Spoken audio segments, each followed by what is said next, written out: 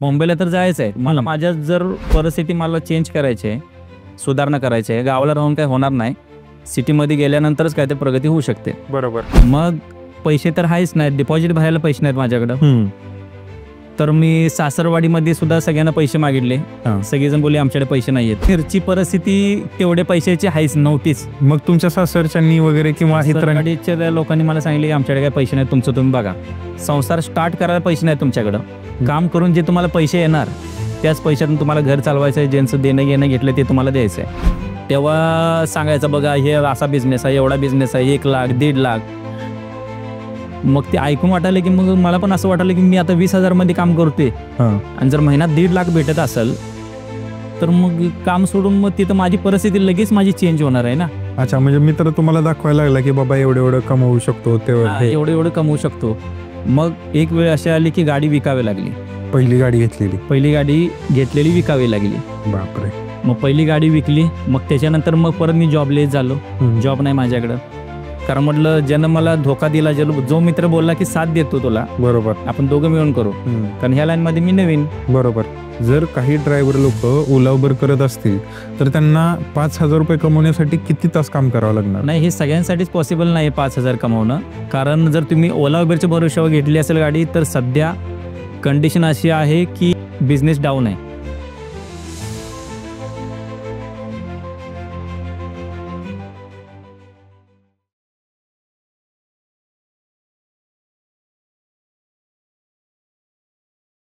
नमस्कार मंडळी, माझं नाव विशाल आणि द लाईफ स्टोरीमध्ये तुमचं स्वागत आहे. मित्रांनो, आज आपल्याकडे एक स्पेशल पाहुणे आलेले आहेत आणि ते स्पेशली मुंबईवरून आलेले आहेत इंटरव्ह्यू देण्यासाठी. तर भेटूयात. नमस्कार दादा. नमस्कार सर, माझं नाव विशाल धनसरे. माझ्या आयुष्यामध्ये खूप स्ट्रगल झालेला आहे लहानपणापासूनच. कारण कमी वयाचा असल्यापासूनच काम चालू झालं. कारण वडील एकटे कामाला जात होते तेव्हा त्यांच्या ह्याच्यावर घर चालायचं नाही. वडील काय काम करायचे? तेच द्राक्ष बागेमध्ये इतर शेतीची कामं वगैरे असं करायचे. पण तेवढ्यामध्ये काही घर चालायचं नाही. 70-80 रुपये हजेरी असायची. तर म्हणून वडिलांना घराला हातभार लावण्यासाठी मग मी पण कामाला जायचं ठरवलं. मग जिथं लोकांचं इतर शाळेच्या विद्यार्थ्यांचं जिथं महिनाभर भरायचं शाळेत माझे 15 दिवस भरायचे, कारण 15 दिवस कामामध्ये जायचे माझे. मग असं त्याच्यामुळे अभ्यासावरती लक्ष कमी झालं. मग असं करत करत 10वी पर्यंत पोहोचलो तर 10वीला नापास झालो. मग त्याच्यानंतर 2-3 वर्ष असंच गेले. 1 वर्ष बसलो 10वीला, पण काय विषय काय सुटला नाही. त्याच्यामुळे मी विषय तिथंच सोडला. कारण मला भरपूर स्वप्न होते की शिक्षण घेऊन मला पोलीस वगैरे बनायचं होतं, पण शिक्षण न झाल्यामुळं तो विषय तिथंच सोडावा लागला. कारण ती परिस्थिती तशी होती, कारण आपण गरीब घरातलं आणि त्याच्यामध्ये काय वडिलांशिवाय दुसरं कमवणारं कोणीच नाही. कोणीच नव्हतं. बरोबर. अच्छा. मग मग शाळेमध्ये तुम्हाला मग जाताच आलं नाही का त्या गोष्टीमुळे? जाताच आलं नाही. मग काम हे कंटिन्यूअस चालू ठेवलं. मग त्याच्यानंतर 21व्या वर्षी माझं लग्न झालं. घरच्यांनी ठरवलं की आता, कारण गावाला कसं असतं, गावाला पोरांचं वय कमी असतं पण दिसायला मोठे दिसतात. मोठे दिसतात. मग त्याच्यामुळे यांनी लग्न करायचं ठरवलं. मग 21व्या वर्षी यांनी माझं लग्न केलं. पण ते माझं मलाच कसं तर वाटायला लागलं की माझ्याकडे काही जॉब नाहीये, काय नाही. आणि यांनी माझ्यावरती जबाबदारी टाकली. लग्न केलं म्हणजे जबाबदारी झाली ना. बरोबर. तर मग बायको मला बोलली की गावाला तर आपलं काही होणार नाही, आपण मुंबईला जाऊ कामासाठी. म्हटलं मुंबईला तर जाऊ म्हणते, बरोबर आहे. पण मुंबईला जाऊन मी काय करणार? कारण माझ्यामध्ये काही कला आहे नाही, कुठली डिग्री नाहीये. मुंबईला मी काम काय करणार? मग असंच 15 दिवसासाठी गेलो मुंबईला. फर्स्ट टाइमच गेलो आणि फर्स्ट टाइम मी लोकल ट्रेन बघितली. बरं. कारण गावाला काय आपण कवा तर जाणार नाही, कधी ट्रेनचा कधी माझी संबंध आलाच नाही. बरोबर. मग फर्स्ट टाइम ट्रेन बघितली, एकदम म्हणजे नवीन दुनियेमध्ये आल्यासारखं. मग 15 दिवस फिरलो.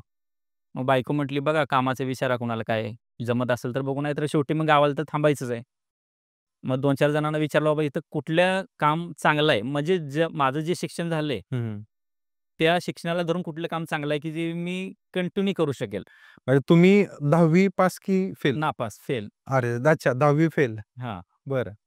मग 2-3 जणांना विचारलं, कोणी सांगितलं सिक्युरिटी, कोणी सांगितलं हाऊसकीपिंग, कोणी सांगितलं ड्रायव्हर. मग मला असं वाटलं की मी निर्व्यसनी आहे. मला कुठलं व्यसन नाही आहे. म्हणून मी ठरवलं की मला ड्रायव्हर जॉब हा चांगला आहे. हो, तो आपण करू शकतो. बरोबर. मग ते झालं, ते डिसाईड झालं की तिन्हीमधला मला ड्रायव्हर जॉब करायचा आहे. बरं. मग त्याच्यानंतर गेलो गावाला. मग लगेच ड्रायव्हिंग स्कूलमध्ये ॲडमिशन केलं. हं, हं. मग ड्रायव्हिंग स्कूल झालं. तिथं पण सांगले मला लवकरात लवकर मला असं ड्रायव्हिंग शिकवा की लगेच मला जमेल आणि मुंबईला जाऊन मला काम करायचं आहे. बरं. त्याने मला विचारले की ड्रायव्हिंग तुम्हाला कशासाठी शिकायचं आहे काय? म्हटलं मला मुंबईला जायचं आहे जॉबसाठी. मग ते 1 महिन्याचं ट्रेनिंग झालं. हं. लायसन भेटलं. बरं. लायसन 1-2 महिन्यानं भेटलं लायसन. अच्छा. पण तुम्हाला लायसन भेटलं आणि गावाला तुम्ही ड्रायव्हिंग शिकताय आणि हं. मुंबईमध्ये तुम्हाला गाडी चालवायची, ह्यात जमीन आसमानचा जमीन आसमानचा फरक आहे. तिकडं कारण ट्रॅफिक आहे. हां, गावाला ट्रॅफिक नाही, मुंबईला बंपर टू बंपर ट्रॅफिक आहे. मग जॉब तर काय मी 2-4 ठिकाणी मी ट्राय सुद्धा केलं, पण ते बोलले नवीन आहे. मग जिथं पण ट्रायलला जात होतो, तिथं फेल होत होतो. कारण महिन्याभराच्या ट्रेनिंगवर तुम्हाला कोण जॉब देणार आहे? नाहीच देणार. महिनाभर तुम्ही ट्रेनिंग घेतला म्हणजे तुम्हाला गाडीचं सगळं समजलं असं नाहीये. असं नाहीये. खरं आहे. मग त्यासाठी म्हटलं आता आलोय मुंबईला तर आलोय. हं. मग 15 दिवस आम्ही मुंबईमध्ये काढले. मुंबईत त्याच्यानंतर 2-3 ऑप्शन होते. बरं. ड्रायव्हर, सिक्युरिटी आणि हाउसकीपिंग. बरोबर. मग मी सिलेक्ट केला ड्रायव्हरचा जॉब आणि गेलो गावी. हं. गावी गेल्यानंतर ठरवलं की ड्रायव्हरचा जॉब करायचा आहे. मग ड्रायव्हरचं ट्रेनिंग घेतलं 1 महिना. लायसन 1-2 महिन्यानं आलं. पण मुंबईला यायचं होतं, पण माझ्याकडे पैसे नव्हते. मग तिथं रूम वगैरे बघितली होती का तुम्ही तर तोपर्यंत? रूम वगैरे काही बघितली नव्हती. कारण डिपॉझिट असेल तर तुम्ही रूम बघणार ना. पण चौकशी केली होती की 15,000-20,000 डिपॉझिट लागते. पण त्यावेळेला माझ्याकडे तेवढे पैसे नव्हते. अच्छा, म्हणजे पैसेच नाहीत आणि मुंबईला राहायचंय. यायचं आहे हां, मुंबईला तर जायचं आहे. मला माझ्या जर परिस्थिती मला चेंज करायची आहे, सुधारणा करायची आहे. गावाला राहून काही होणार नाही. सिटीमध्ये गेल्यानंतरच काय ते प्रगती होऊ शकते. बरोबर. मग पैसे तर आहेच नाहीत, डिपॉझिट भरायला पैसे नाहीत माझ्याकडं. हं. तर मी सासरवाडीमध्ये सुद्धा सगळ्यांना पैसे मागितले. हां. सगळेजण बोलले, "आमच्याकडे पैसे नाहीयेत." जे जवळचे होते, नातेवाईक होते, मित्र होते, त्या सगळ्यांना पैसे मागितले. हं. पण सगळ्यांनी मला सांगितले, "पैसेच नाहीत आमच्याकडे." कारण त्यावेळेला 15,000 20,000 म्हणजे खूप होते. खूप मोठी विचार गोष्ट. करा, त्यावेळेला हजेरी होती ₹70-80 बरोबर. आणि तेव्हा 15,000 म्हणजे खूप मोठी गोष्ट आहे. खूप मोठी रक्कम आहे ती. मोठी रक्कम आहे त्यावेळेला. हो. मग सासरवाडीन पण नाही बोलले. हं, हं. एक ठराविक मित्र होते, त्यांनी पण नाही बोलले. बरं. मग असंच दिवस गेले, 2-4 महिने असेच गेले. हं, हं. लायसन काढून तर रेडी होतो. हां, माझा मयूर नावाचा एक मित्र आहे गावाला. मग त्याला बोललो, की असं-असं मला मुंबईला जायचं आहे. मग तो बोलला, "किती पैसे लागणार आहेत?" त्याला बोललो, "असे ₹15,000 लागणार आहेत." बरं. मग तो काही विचार न करता तो बोलला, "ठीक आहे, मी देतो पैसे." अच्छा, मग डायरेक्ट त्यांनी पैसे दिले. हां, डायरेक्ट तो बोलला, की "1-2 दिवसांनी पैसे घेऊन जा." अच्छा, मग मला कुठेतरी एक आशेचा किरण वाटला, की मी मुंबईला आता जाऊ शकतोय. अच्छा. म्हणजे तो तुमचा काय जिगरी मित्र होता का? नाही, क्लासमेट होता. फक्त क्लासमेट होता? फक्त मग क्लासमेट. तुमची ओळख वगैरे अशी काय म्हणजे चालण्या बोलण्यात फक्त नाही, होता की चालण्या बोलण्यात पण ते पण कधीतरी. बरं. कारण आपण सकाळी कामाला जाणार, संध्याकाळी उशीर येणार. अच्छा, म्हणजे खूप जास्त संपर्कात नव्हता. नव्हता, खूप जास्त नव्हता, पण क्लासमेट होता. अच्छा, म्हणजे तो असं होतं की जवळचे लोकं लवकर तुम्हाला मदतीला नाही आले. हां. पण असंच एक आपला क्लासमेट होता त्याला जस्ट तुम्ही बोलून बघितलं. हं. हं. ओके. मग मित्रानं पैसे दिले. मग मुंबईला आलो. रूम बघितला. पण मला काय ड्रायव्हर जॉब काय लगेच लागणार नव्हता. बरोबर. कारण हात साफ नाहीये. महिनाभर तुम्ही ड्रायव्हर शिकला म्हणजे काय लगेच परफेक्ट झाला असं नाही. नाही, बरोबर आहे. तुमचा हात साफ होणं जरुरी आहे. कारण गावाला मला कॉन्फिडन्स होता की मी गावाचं माझं ट्रेनिंग झालंय. मी गाडी चालवू शकतो. फक्त चालवू शकतो. हं. पण परफेक्ट चालवू शकतो का नाही, त्यासाठी तुम्हाला पाहिजे सराव. मग त्यासाठी हात साफ करण्यासाठी पण भरपूर जणाला गाडी मागितली. असं गाडी कोण नवीन शिकणाऱ्याला कोण देतच नाही गाडी. नाही देत. मग भरपूर ज्याच्याकडे गाडी होती त्याला विचारल्यावर जो तो नाहीच बोलायला लागला. हं. मग म्हटलं ठीक आहे, मग माझ्याकडे आता काय ड्रायव्हर जॉब मला काय भेटू शकत नाही. 2-4 ठिकाणी ट्रायलला पण गेलो, ट्रायलला पण फेल झालो. हं. आणि लगेच तुम्हाला गाडीची थोडी समजणार आहे काय. मग असंच मग ठरवलं की आता करायचं काय? मग ठरवलं की सिक्युरिटी हा जॉब चांगला होता, हाउसकीपिंगपेक्षा. मग म्हटलं सिक्युरिटीमध्ये ट्राय करूया. मग त्यावेळी पगार होता मला 5,000. मुंबईसारख्या शहरात ₹5,000 हां, पगार. मुंबईसारख्या सिटीमध्ये 5,000 पगार होता. आणि त्यावेळी मला भाडं होतं 2,000 घराचं. अच्छा, मग तुम्ही पूर्ण फॅमिली घेऊन गेले होते? हां, फॅमिली माझी सासरवाडीच आहे. बरं, बरोबर. अच्छा. मग सिक्युरिटी जॉबमध्ये लागलो. हं. 5,000 पगार. मग तो प्रवास चालू झाला. तो 1 वर्ष प्रवास झाला, पण त्याच्यामध्ये खूप स्ट्रगल झाला. मग एवढ्या 5,000त तुम्हाला ₹2,000 घर भाडं आणि मग ते पूर्ण बाजार म्हणा किंवा सगळ्या ह्याच्यामध्येच. कुणाचं देणं-घेणं नवीन-नवीन म्हटल्यानंतर तुमच्याकडे अगोदर काही संसार स्टार्ट करायला पैसे नाही तुमच्याकडं. काम करून जे तुम्हाला पैसे येणार, त्याच पैशातून तुम्हाला घर चालवायचं आहे. ज्यांचं देणं-घेणं घेतलं ते तुम्हाला द्यायचं आहे. द्यायचंय. मग असाच प्रवास गेला. स्ट्रगल असा झाला, की जेव्हा मुंबईला आलो, तेव्हा माझं वजन होतं 75 किलो. पण ह्या स्ट्रगलमध्ये माझं वजन झालं 50 किलो. बापरे! 25 किलो वजन माझं डाऊन झालं. म्हणजे ही धावपळच तेवढी असेल, की धावपळ म्हणा, उपासमार म्हणा. म्हणजे सिक्युरिटीच्या जॉबमध्ये मग तशाच हां, गोष्टी कधी आहेत. रिन्यूवर यायचा, न यायचा. ज्या दिवशी रिन्यूवर येणार नाही, त्या दिवशी डबल टिबल करायला लागायची. कधी-कधी 5-5 दिवस घरी नाही. अच्छा, म्हणजे तुम्हाला कंटिन्यू 2-2, 3-3 शिफ्ट कराव्या लागायच्या. हां, 2-2, 3-3 शिफ्ट करायला लागायच्या. मग ह्याच्यात अच्छा. त्रास भरपूर वाटायला लागला. मग त्याच्यामध्ये भरपूर वेळा असा विचार केला, की हे काय मला मुंबई जमणार नाही, आपण सोडून जाऊ गावी. मग 2-3 वेळा मी गावालाही जाण्याचा प्रयत्न केला. परत अर्ध्या रस्त्यातनं आलो. घरच्यांनी समजवलं, "चला, लक्षात लगी काय तू लगेच सावकार होणार नाही मुंबईला गेल्यानंतर. टिकून राहावं लागेल." बरं मग त्यांचं ऐकून परत रिटर्न आलो मुंबईला. मग अचानक तिकडचं काम सुटलं माझं, जिथं सिक्युरिटीमध्ये काम होतं. पेपरमध्ये ॲड आली होती, की दुसऱ्या एका ठिकाणी 7,500 पगार होता, बरं. रे रोडला. मग म्हटलं 5,000 मध्ये माझं घर चालत नाही. मग मी 7,500 जॉब जिथं होता तिकडे मी ट्राय केलं. 7,500 मध्ये जरा परिस्थिती जरा चांगली झाली. चांगलं चालायला लागलं व्यवस्थित. पण आपल्या परिस्थितीनुसार थोडं कमीच ना. मग 7,500 मग तुम्ही तो किती वर्ष जॉब केला तो? तो जॉब केला मी, तो 1 वर्षच केला. तिथं पण 1 वर्षच केला. आणि तिथं साइडवरती कसं व्हायचं, की साइडवरती भांडणं जास्त व्हायची कस्टमर लोकांची आणि कंपनीवाल्यांची. मग ते 2-3 सिक्युरिटी म्हटल्यानं काय पगार जसा असतो त्या मानाने सिक्युरिटी असतात तब्येतीने पण. बरोबर. माझं वजन 50 किलो. हो. मग असेच सगळे असतात ना सिक्युरिटी लाईनमध्ये. बरोबर आहे. तब्येतीने थोडे असतात, मग पगार पण त्या पद्धतीचा पाहिजे. बरोबर आहे. मग कंपनीमध्ये भांडणं व्हायला लागली. त्याच्यामुळे काय केली, ते हँडल करण्यासाठी त्यांना चांगला बॉडी बिल्डर पाहिजे होता. मग त्याने एक बॉडी बिल्डर ठेवला आमच्या संग. मग त्याच्याकडून मला शिकायला भेटलं. तो मला बोलला, "विशाल, तुला पण बाउन्सरचा जॉब लागेल. मग तू पण जिमला जा. तू पण माझ्यासारखी बॉडी बनव." म्हटलं, "ठीक आहे." म्हटलं, "मी गावी जिम केली आहे, पण तिथं मला कोण ट्रेनर वगैरे कोण नव्हता." म्हटलं, "ठीक आहे." म्हटलं, "सांग," म्हटलं, "तू कसं काय करायचं?" मग त्यानं मला डाएट प्लॅन सांगितला. अंडी एवढी-एवढी खायची. डाएट प्लॅन सगळा त्यानं दिला. आणि म्हटलं, "कर," म्हटलं, "उद्यापासून स्टार्ट." जेवढा मला पगार, त्याला पगार होता 25,000. बरं. कारण तो बाउन्सर होता. बाउन्सर म्हणजे त्याची तब्येत आणि माझं 50 किलो वजन. मग माझी तब्येत काय असणार? त्यावेळी माझी सफारी होती 28. म्हटलं, "ठीक आहे," म्हटलं, "मी उद्यापासून स्टार्ट करतो. मला डाएट सांग," म्हटलं, "काय करायचं?" मग त्याने डाएट सांगितला. लगेच मी दुसऱ्या दिवशी लगेच जिम चालू केली. जिम चालू केली. तुम्हाला सांगतो 3 महिन्यामध्ये माझं जे 25 किलो वजन डाऊन झालेलं, हां. ते 3 महिन्यांनी वजन वाढवलं 3 महिन्यामध्ये. मित्राची जी सफारी होती, त्याच्या तब्येतीनुसार मित्राची सफारी होती 42 नंबरची. मग म्हटलं, मला एक दिवस म्हटलं, मला तुझी सफारी म्हटलं मला घालायची आहे. काय? ज्या दिवशी तुझी सफारी मला येईल त्या दिवशी म्हटलं मी जिम बंद करणार. आणि जसं-जसं माझ्या तब्येतीमध्ये फरक होत गेला, आमच्या साइडचे जे राउंडर होते, त्यांना पर्सनॅलिटी बघून त्यांनी मला मग कंपनीवाल्यांनी ठरवलं, की याची पोस्ट वाढवू आपण. म्हणून सुपरवायझरची पोस्ट दिली मला. मग त्याच्यामध्ये पगार होता 10,000. मग माझं अजून चांगलं वाटलं, की बाबा चला अजून पैसे वाढले. मग 7,500 वरून 10,000 चा तो प्रवास. अच्छा. मग तिथून माझी जिम ही कंटिन्यू चालू झाली. बरं. मग माझी त्यावेळी सफारी होती 28. त्याच्यानंतर 3 महिन्यानंतर मला जी सफारी आली, ती होती 32 नंबर. मग मित्राला पण समोर-समोर ही प्रगती दिसायला लागली. मित्र म्हटला, "मी आजपर्यंत एवढे बघितले जिम करणारे, पण तुझा नादच म्हटला खोळा आहे." तर म्हटलं भरपूर जण असे असतात, की जिम तर स्टार्ट करतात, पण 1-2 दिवस जातात, बंद करतात. कोण 15 दिवस जातं, फक्त नावाला. पण नावाला. म्हटलं तू जिद्दीनं केलास म्हटला आणि करून दाखवायला लागलास. मग एक दिवस 6 महिन्यांनी तो पण दिवस आला, जेव्हा मला माझ्या मित्राची सफारी मला आली, 42 नंबर. मी ठरवलं, की मला ह्याच्या वजनापर्यंत मला पोहोचायचं आहे. तेव्हा त्याचं वजन 100 किलो होतं.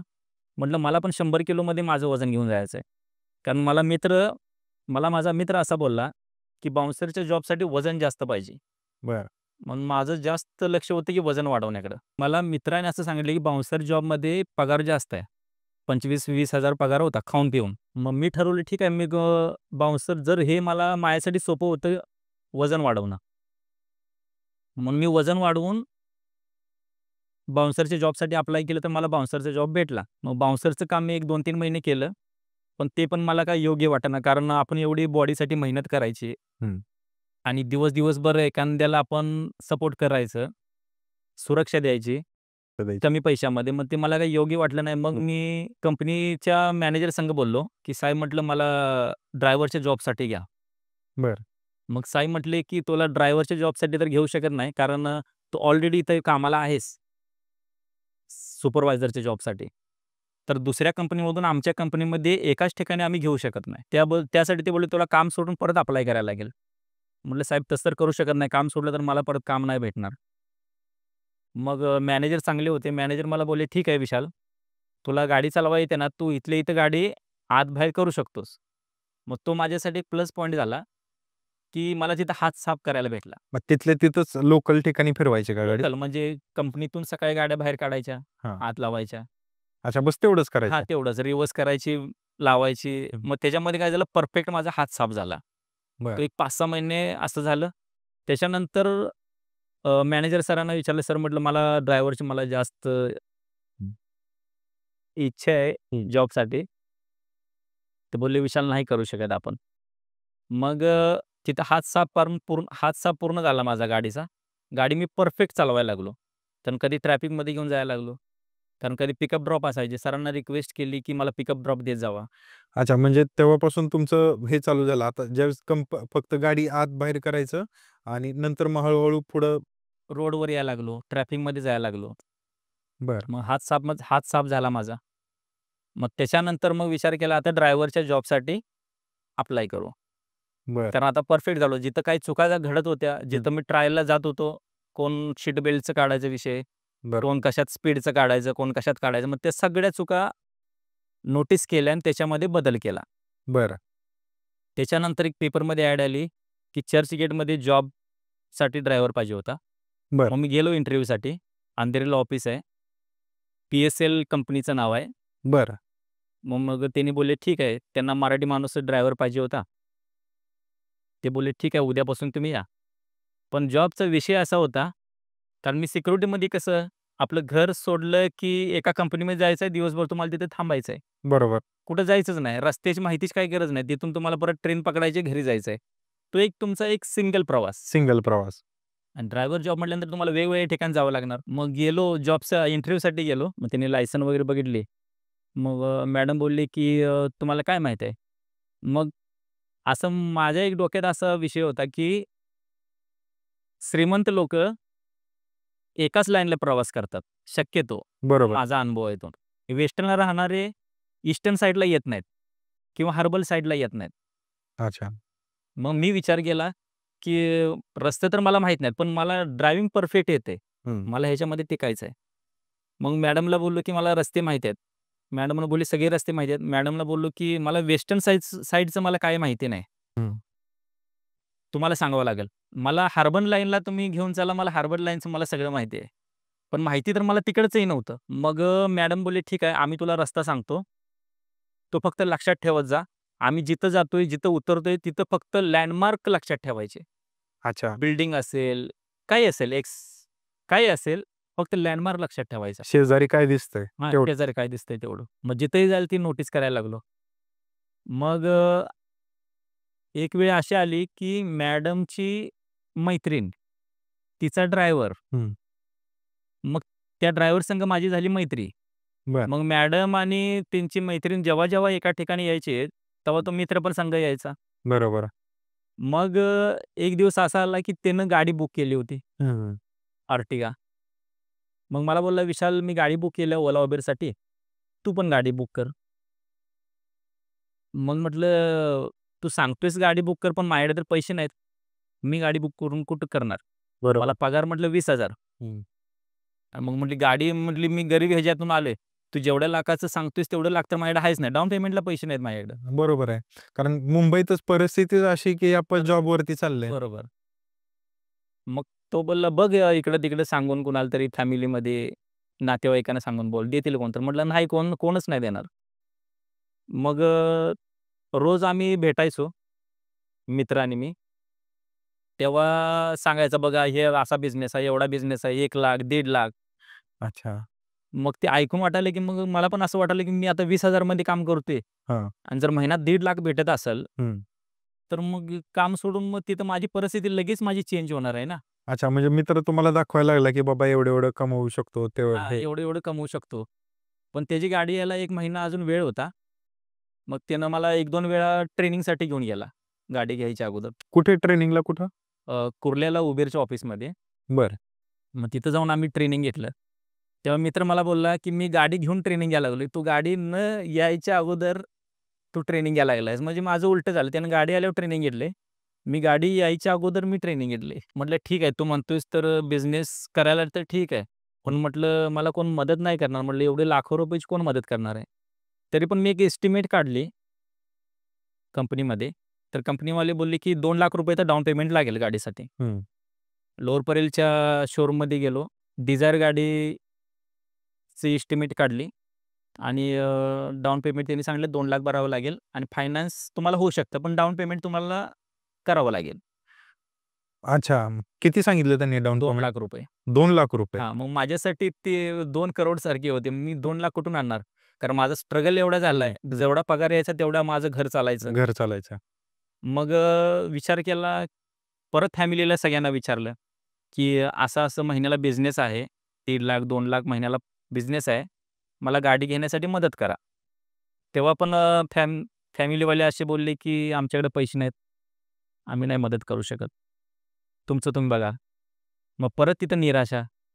अरे! मग म्हटलं आता करायचं काय? माझी बायको मला रोज विचारायची, "सरांना विचारलं का तुम्ही?" तर मी नाही बोलायचो, की म्हटलं नवीन-नवीन कामाला लागलोय मी कसं काय विचारणार सरांना? पैसे आणि अमाउंट एवढी मोठी आहे, की माझं मला लाज वाटायला लागली, एवढी मोठी अमाउंट मी मागू कशी? कारण 4 महिने झाले होते कामाला लागून. मग असेच 1 महिना गेला. मग एक दिवस असा आला, की बायको म्हटली, "एकतर काम सुटेल, हं. नाहीतर राहील. सर हां बोलतील, नाहीतर ना बोलतील. दुसरं काय होणार आहे?" मग ठीक आहे म्हटलं, आज फायनल विचारून बघतोच. कारण 2,00,000 म्हटलं माझ्यासाठी लय तो शब्दच वेगळा आहे म्हटलं माझ्यासाठी 2,00,000. आणि त्यावेळेस गाडीची किंमत काय होती? गाडीची ₹6,50,000 किंमत होती. बापरे! मग म्हटलं ठीक आहे. मला तर ही बोलायला अनकम्फर्टेबल वाटतंय म्हटलं. तरी पण म्हटलं ठीक आहे, तू म्हणतेस म्हणून तुझ्यासाठी म्हटलं एकदा विचारून बघतो. हं, हं. मग एक दिवस तो आला. सर बसले गाडीत सकाळी जायचं होतं अंधेरीला.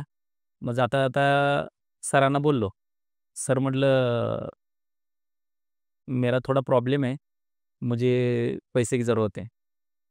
तर बोलले, "ठीक है, किस लिए चाहिए?"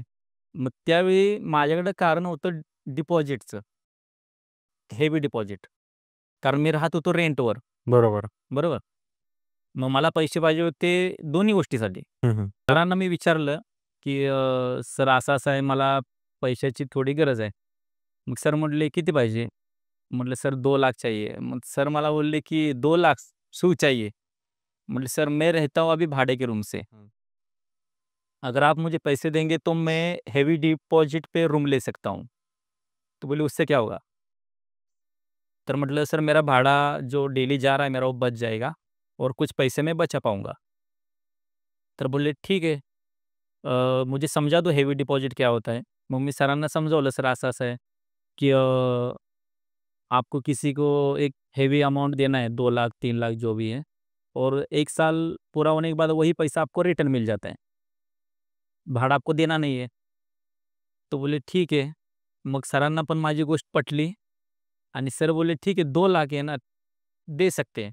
मग सरांनी मला तो तिथे एक कॉन्फिडन्स दिला, की हं. आधार दिला. आधार दिला, की बाबा ठीक आहे. हाँ, ठीक है मी नहीं दे सकते हैं बोले 2,00,000 है ना, ठीक है। हं. मैं घर में बात करता हूँ, फिर आपको बताता हूँ. मग जिथं सर मला ठीक आहे बोलले ना, तिथंच मला वाटलं, की माझं काम होणार. बरं. पण हे पण तेवढंच खरं होतं, की मी समजा मी 2,00,000 मागितलेत. सर मला 2,00,000 तर काय देणार नाहीत. बरोबर. 1,00,000 देतील, 1,50,000 देतील. हो. म्हणून विचार केला, की म्हटलं 1,00,000 जर भेटले अजून थोडे पैसे टाकून हं. एक तर गाडीचं बघायचं, नाहीतर जी भाड्याच्या घरात राहतो ते कॅन्सल करून हेवी डिपॉझिटवर आपण रूम घेऊ. बरोबर. पण तिथं जिथं आता मला ऑलरेडी 20,000 पगार आहे. आणि इथं माझं भाडं वाचेल हेवी डिपॉझिटवर रूम घेतल्यावर. मग मी सरांना बोललो होतो शनिवारी. सर मला बोलले, "मैं आपको मंडे तक आपको बताऊंगा." मग मंडेला मॅडमची ड्युटी होती माझी आणि त्यावेळी सरांचा फोन आला गाडीमध्ये मॅडमना, की "विशालला बँक डिटेल पाठवायला सांगा." मग मी एवढा एक्साइटमेंट झालो, की सांगू शकत नाही. एवढा खुश झालो, की म्हणजे आता मला पैसे भेटणार हे कन्फर्म झालं. कन्फर्म झालं. हो. कारण मी सगळ्यांना मागून बट मला कोणीच नाही बोलले. पण हा माणूस मला एक देव माणसासारखा भेटला आणि सरांना मी डिटेल पाठवली. मॅडम बोलली, "विशाल वो सर डिटेल मांग रहे डिटेल भेज देना बैंक डिटेल." पाठवली. मग मला वाटलं उद्यापर्यंत पैसे भेटतील. बरं. मग सरांनी पण फोन केला. विशाल बोलले, "यही बैंक है आपका?" म्हटलं, "हाँ सर यही है." हं. म्हटलं, "ठीक है." आणि "ठीक है बोले मैं शाम को आपको मिलता हूँ." हां, मग मी लगेच बायकोला फोन केला. सुषमा म्हटलं, सरांनी सांगितले डिटेल घेतल्या. सरांनी बँक डिटेल घेतल्या हं. आणि सांगितले संध्याकाळपर्यंत काम करतो पैशाचं. मग संध्याकाळी सर आले. सरांनी मला एन्व्हलप दिला. बरं. मला घरी आले बोलवलं. विशाल बोलले, "ये एन्व्हलप है, इसमें चेक है. आप बैंक में डिपॉझिट कर लेना." बोलले, "ठीक आहे सर, थँक यू." सरांच्या पाया पडलो आणि त्यांच्या बिल्डिंगमधून बाहेर पडलो खाली. पण खुशी एवढी होती, हां. की मला माहीत नाही की चेकमध्ये अमाउंट काय आहे. हं. मी विचार केला लगेच बायकोला फोन केला. बायकोला बोललो, "सरांनी चेक दिला आणि अमाउंट तर काय माहिती नाही."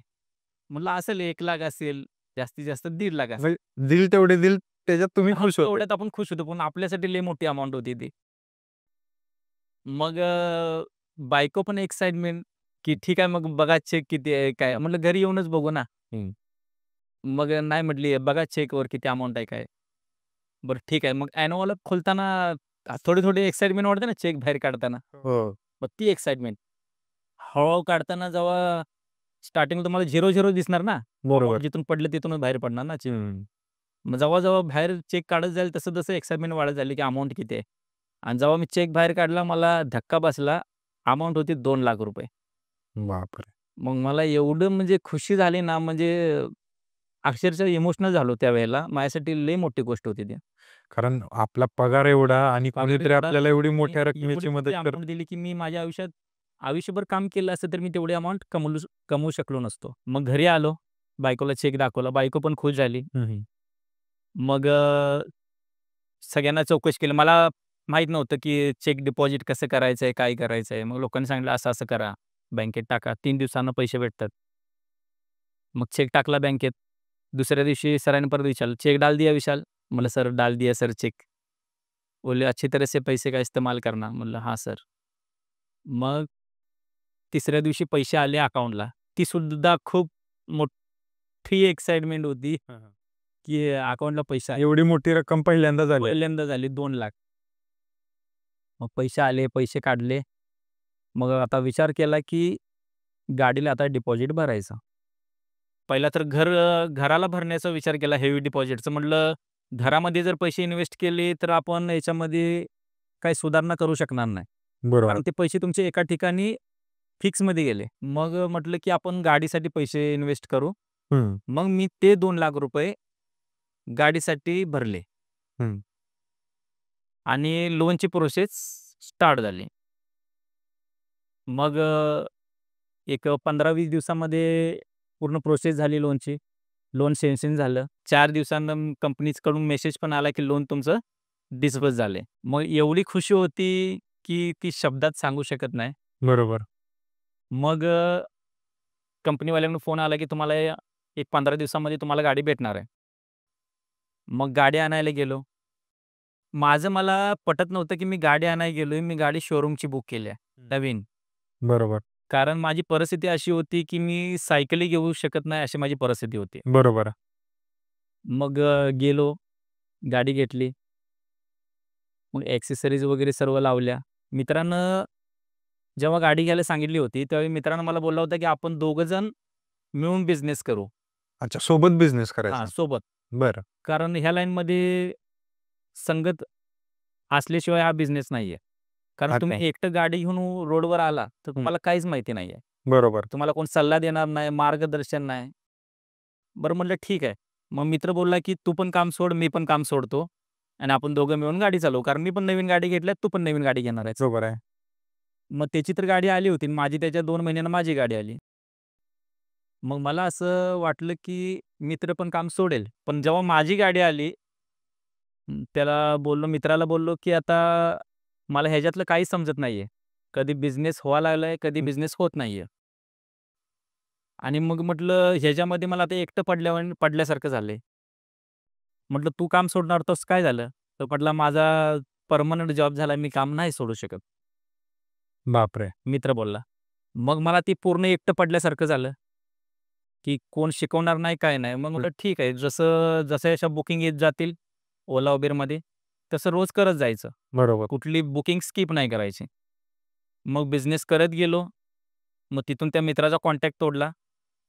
कारण म्हटलं ज्यानं मला धोका दिला, जो मित्र बोलला, की साथ देतो तुला, बरोबर. आपण दोघं मिळून करू. हं. कारण ह्या लाईनमध्ये मी नवीन. बरोबर.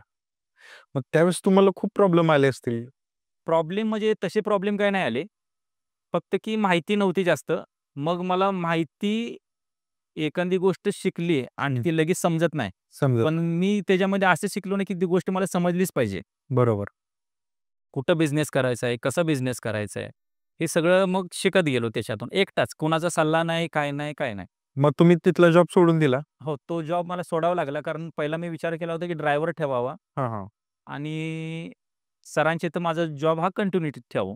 कारण त्यावेळी Ola, Uberची इन्सेंटिव्ह स्कीम एवढी होती ना, हं. की सोन्याच्या कॉइन्ससुद्धा त्यांनी दिल्यात सुरुवातीला. सुरुवातीला. आणि इन्सेंटिव्ह असा यायचा, की तुम्ही दिवसभर समजा 5,000 कमवताय, हं.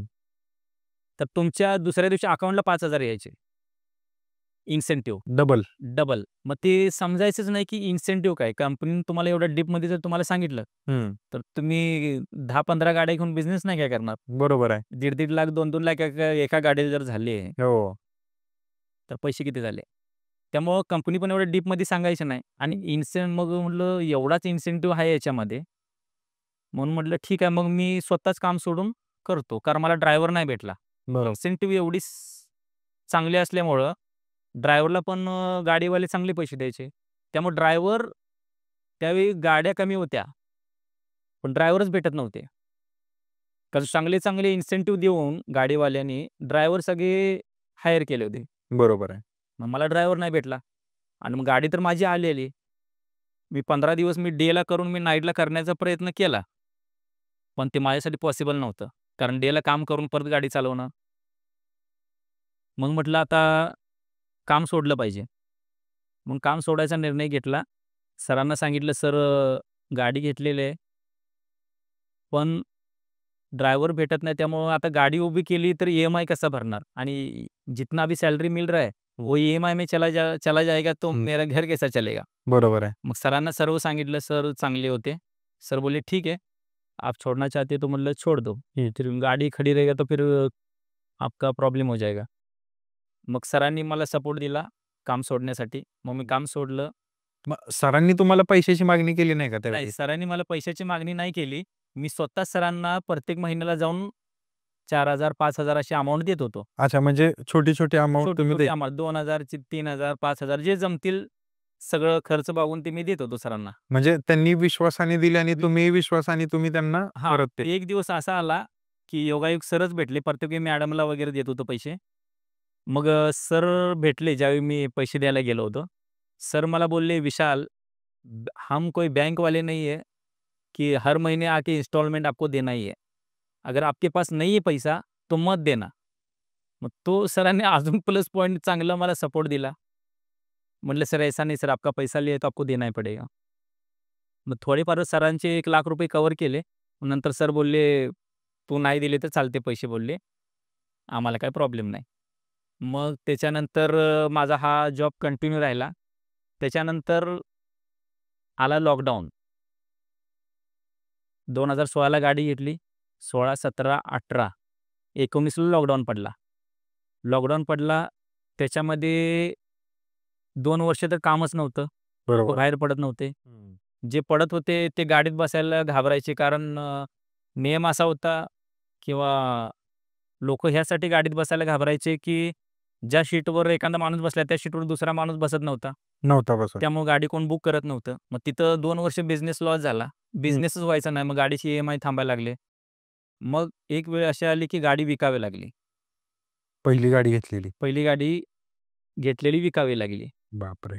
मग पहिली गाडी विकली. मग त्याच्यानंतर मग परत मी जॉबलेस झालो. जॉब नाही माझ्याकडं. परत मग 2 वर्ष परत प्रायव्हेटमध्ये काम केलं.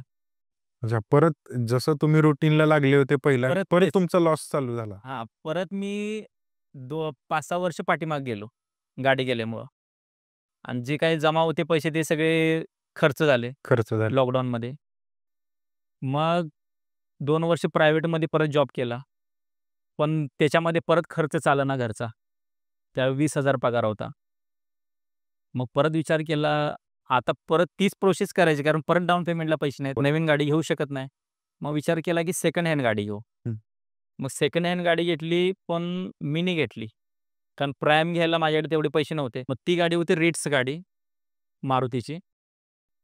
पण स्टार्टिंगला 1-2 महिने चांगले वाटलं चालवायला. नंतर गाडी काम काढायला लागली. कारण गाडी 2 लाख किलोमीटर चालली होती. बरं. मग त्याच्यामध्ये पण लॉस झाला. मग गाडी रोजच काम काढायला लागली. कधी एसीचं काम, कधी इंजिनचं काम. मग गाडी ती पण मला लॉसमध्ये विकावी लागली. घेतली होती मी 2 लाखाला, विकावी लागली 1.5 लाखाला. अच्छा, त्यात पण लॉस. त्यात पण लॉस झाला. मग परत म्हटलं आता लवकर गाडीच्या नादाला लागायला नको, प्रायव्हेट जॉबच करू. परत मग गाड्या एवढ्या सगळ्या चालवायला शिकलो ना, जेव्हा महिंद्रा कंपनीमध्ये होतो जॉबसाठी. सगळ्या गाड्या चालवायला शिकलो. ऑटोमॅटिक, मॅन्युअल सगळ्या.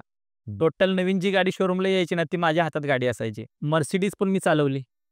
BMW चालवली. मग माझ्या घराच्याच बाजूला मला जॉब आला Mercedes गाडीवरती. बरं. त्या गाडीवरती पगार होता 35,000. अच्छा. पण ड्युटी जास्त होती. 16 तास, कधी 20 तास ड्युटी असायची. म्हणजे कंटिन्यू त्यांच्या सोबत राहिल्यासारखंच. थोडक्यात तसंच. मग तोही जॉब केला 6 महिने. हं, पण त्यातही मला काही बरोबर वाटेना. मग विचार केला की परत नव्यानं सुरुवात करू. कारण मला ह्याच्यातून माझं शरीराचं नुकसान जास्त व्हायलंय. कारण कधी-कधी 20 तास, 24 तास अशी ड्युटी व्हायला लागली. जेव्हा परत प्रायव्हेट जॉबवर गेलो. पैसे तर चांगले होते, पण ते काहीच उपयोगाचे नाहीत. जर आपलं नुकसान होतंय, तर ते पैसे काय उपयोगाचे? बरोबर आहे. मग परत विचार केला. बायकोला बोललो, "मला काय काम जमत नाहीये मला हे काम. परत आपण गाडी घेऊ." बरं. मग गाडी घ्यायसाठी परत पैसे नाहीत. हं. मग विचार केला आता करायचं काय? मग विचार केला आता गाडी घेतली तर मिनी पण घ्यायची नाही, सिडानही घ्यायची नाही. गाडी घेतली तर गाडी घ्यायची, मोठी गाडी घ्यायची 7 सीटर. बरं. मग विचार याला कंपनी जाऊन एस्टिमेट घेतली, की गाडी कितीला आहे? ते बोलले काहीतरी 13 लाखाला ऑन रोड गाडी होती आणि डाउन पेमेंट होता 5 लाख. मग बायकोला बोललो, "डाउन पेमेंट तर 5 लाख आहे. आपल्याकडे तर पैसे नाहीत." पण मी ह्या जॉबला कंटाळलोय प्रायव्हेट जॉबला. मला गाडी तर घ्यायची आहे आणि मला ह्याच्यात पैसे कमवायचे आहेत. कारण भरपूर जणांना विचारले होतं 2-4 जणांना, की बिझनेस आहे का? ते बोलले, "आहे. करू शकतो काम ह्याच्यामध्ये." मग गाडी घेण्यासाठी डाउन पेमेंटला पैसे नाहीत. मग करायचं काय? म्हणजे परत रिपीट तोच प्रॉब्लेम. परत रिपीट तोच प्रॉब्लेम. मग विचार केला, की सेम कंडिशन परत झाली, सिच्युएशन परत आली, की परत सगळ्यांना पैसे मागितले, परत सगळ्यांना नाही बोलले. मग आम्ही मंथली जे काही माझ्या पगारातून पैसे वाचायचे ते आम्ही फंडमध्ये टाकत होतो. जसं BC वगैरे असते, त्याच्यामध्ये भरत होतो. मंथली 5,000, 10,000 असं. मग फंडवाल्यांना बोललो, की मला असं-असं गाडी घ्यायची आहे आणि डाउन पेमेंट करायचं आहे ₹5,00,000 तुम्ही देशील का? तर ते बोलले, "देतो, पण 5% त्यांनी मला ₹5,00,000 दिले 5%. अच्छा. म्हणजे महिन्याला मला 25,000 फक्त व्याजच जायचं त्याचं. बरोबर आहे. मग गाडी घेतली. मग त्यांनी पैसे द्यायला तयार झाले. मग गाडी घेतली. तो पण मला आश्चर्यजनक प्रवास होता तो पण, की परत 7-8 वर्ष पाठीमागे गेलो. जी त्यावेळी कंडिशन होती गाडी घेताना तीच कंडिशन सेम आता तयार झाली. बरोबर. आणि परत फंडवाल्यांनी मला 5,00,000 द्यायला तयार झाले. 5,00,000 घेतले, लगेच डाउन पेमेंट केला. शोरूमवाल्यांना विचारलं, "गाडी कधी भेटणार?" ते बोलले, एक महिन्याभरात तुम्हाला गाडी भेटेल. मग त्याच्यामध्येच माझं अचानक घर बांधायचं काम निघालं. घर एकदम जुनं झालं होतं. मग घर बांधण्यासाठी गेलो गावी. हं, हं. मग गावी घर बांधलं आणि घर बांधून एक 3.5 महिने झाले. मग 3.5 महिन्यानं परत मुंबईला आलो. मग आल्यानंतर मला गाडी भेटली आणि काम त्याच्यानंतर प्रवास तुमचा चालू झाला. परत आणि प्रवास चालू झाला. एक-एक दिवसाला मी 10,000 15,000 असे सुद्धा कमवले त्या गाडीवरती. आत्ताच्या गाडीवर. बरं, मग मला एक मित्राने सल्ला दिला, की Ola, Uberच्या भरोश्यावर राहू नकोस. पर्सनल कस्टमर बनव. बरं. मग मी पर्सनल कस्टमर बनवत गेलो. मग Ola, Uberचा कमी पर्सनल कस्टमरचा जास्त बिझनेस यायला लागला. बरोबर. मग त्याच्यातून डेली बिझनेस चांगला होत चालला माझा. मग डेली काम करत गेलो. फंडवाल्याचे पण पैसे क्लिअर होत आले आणि पर्सनल बिझनेस वाढत गेल्यामुळं तुमचं डेली बिझनेस किती व्हायचा आणि महिन्यापर्यंत तुम्हाला किती डेली मिळायचे? कमीत कमी 5,000 पकडा. बरं. डेली माझा 5,000 चा बिझनेस व्हायचा. म्हणजे अराउंड तुम्ही 1.5 लाखापर्यंत तुम्ही कमवत होता. हां, 1,50,000 कमवायचो. त्याच्यातून ₹1,000 चा सीएनजी गेला म्हणजे रोजचा. ₹30,000 आपण मायनस करू. म्हणजे 1 सव्वा 1 लाख रुपयापर्यंत हां, पकडू शकतो आपण. आरामशीर भेटतात. हो. पण आत्ताच्या घडीला एवढं भेटणं शक्य आहे का? कमवतात जर का एवढी तुम्ही लोकं? स्वतः ड्रायव्हर असाल हं, आणि तुमची काम करण्याची इच्छा असेल, हं. तर पॉसिबल आहे. बरं. पण हं. पर्सनल कस्टमर पाहिजेत. Ola, Uberच्या भरोश्यावर नाही. मग त्याच्यामध्ये किती तास गाडी चालवावी लागते? ते जर तुम Ola, Uber करत असतील, जर काही ड्रायव्हर लोकं Ola, Uber करत असतील, तर त्यांना ₹5,000 कमवण्यासाठी किती तास काम करावं लागणार? नाही, हे सगळ्यांसाठीच पॉसिबल नाही 5,000 कमवणं. कारण जर तुम्ही Ola, Uberच्या भरोश्यावर घेतली असेल गाडी, तर सध्या कंडिशन अशी आहे, की बिझनेस डाऊन आहे बरोबर. Ola, Uberसाठी. हो. कारण मुंबईमध्ये फ्लीट म्हणून एक कंपनी आहे. हं. Ola, Uberने त्या कंपनीला बिझनेस दिलेला आहे. त्या कंपनीच्या स्वतःच्या गाड्या काहीतरी 10,000 गाड्या आहेत स्वतःच्या. बरं, त्यामुळं जो पण कस्टमर गाडी बुक करेल, ती पहिली बुकिंग जाते कंपनीच्या गाड्यांना.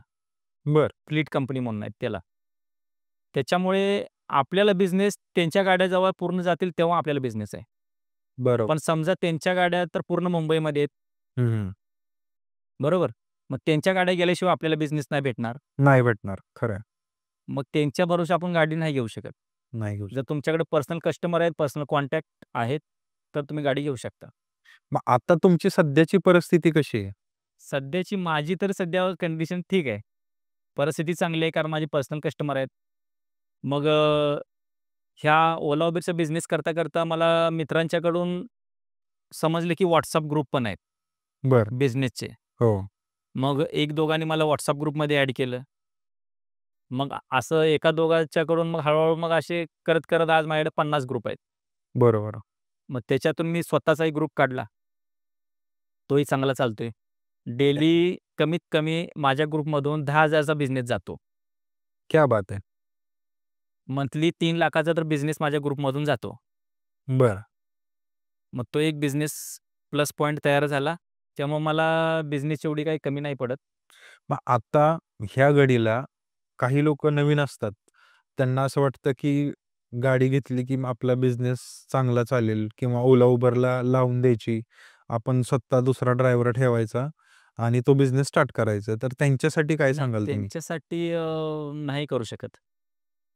कारण समजा हा व्हिडिओ बघून जर तिने गाडी घेतली आणि बिझनेस नाही झाला, हं. तर म्हणून ज्यांनी पण हे व्हिडिओ बघतात, त्यांना हेच सांगणं आहे, की एखादा व्हिडिओ बघून तुम्ही गाडी घेऊ नका. तुम्हाला जर गाडी घ्यायचीच असेल, तर तुम्ही त्या बिझनेसमध्ये 4-5 दिवस काम करून बघा हो. आणि मगच गाडी घ्या. कारण 5 वर्ष एखाद्या लोनमध्ये अडकण्यापेक्षा 5 दिवसामध्ये तुम्हाला 5 वर्षाचा अनुभव भेटून जाईल. बरोबर आहे. म्हणून पहिला एक 5-6 दिवस गाडी चालवून बघा. तुम्हाला त्यात समजेल, की आपण 5 वर्ष गाडी घेऊन अडकलं पाहिजे. बिझनेस ह्यात आहे का नाही? त्या 5 दिवसामध्ये तुमचा फायनल निर्णय तुमच्या हातात असेल 5 दिवसानं. गाडी बरोबर. घ्यायला पाहिजे का नाही घ्यायला पाहिजे? आणि इतरांना तुम्हाला सांगायची गरजच नाही गाडी घ्यायची पाहिजे का नाही?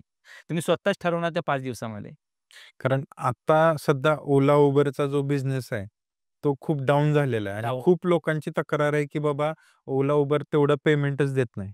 जेव्हा ओला उबेर मुंबईमध्ये आलं स्टार्टिंगला, तेव्हा कस्टमर जास्त होते, गाड्या कमी होत्या. त्याच्यामुळे सरचार्ज हं. म्हणून एक आहे कंपनीचा नियम. त्याप्रमाणे रेट वाढायचे. एखाद्या एरियामध्ये समजा 10 कस्टमर गाड्या बुक करतायत आणि गाड्या तिथं 2 अवेलेबल आहेत. तर कंपनी काय करायचे 3-4 पटीनं रेट वाढवून बुकिंग द्यायचे. बरोबर. म्हणजे जिथं तुम्हाला एखाद्या भाड्यासाठी ₹500 भेटणार आहेत, तिथं ₹1000-1500 भेटायचे. मग डबल इन्कम झाला तुमचा कमी बरोबर. वेळेमध्ये. कमी वेळेमध्ये. मग सध्या कंडिशन अशी झाली आहे, की कस्टमर तेवढेच आहेत. गाड्या 4 पटीनं वाढल्या. बरोबर. त्याच्यामुळे बिझनेस डाऊन झाला. समजा जाणारे 100 जण आहेत कस्टमर आणि गाड्या तिथं 1000 आहेत. तर कुणाकुणाला बिझनेस भेटणार आहे? बरोबर. 100 जणालाच भेटणार आहे. 100 900 गाड्या उभ्या राहणार आहेत तुमच्या. खरं आहे. तर ही कंडिशन आहे बिझनेसची. त्याच्यामुळे नवीन लोकांनी गाडी घेऊ नये. घेऊच नाही. घेऊच नाही. जर ज्याला स्वतःचा बिझनेस असेल, हं. चांगली कंपनी जर तुम्हाला कोण सपोर्ट करत असेल 4 वर्ष, 5 वर्ष, तर घेऊ शकता.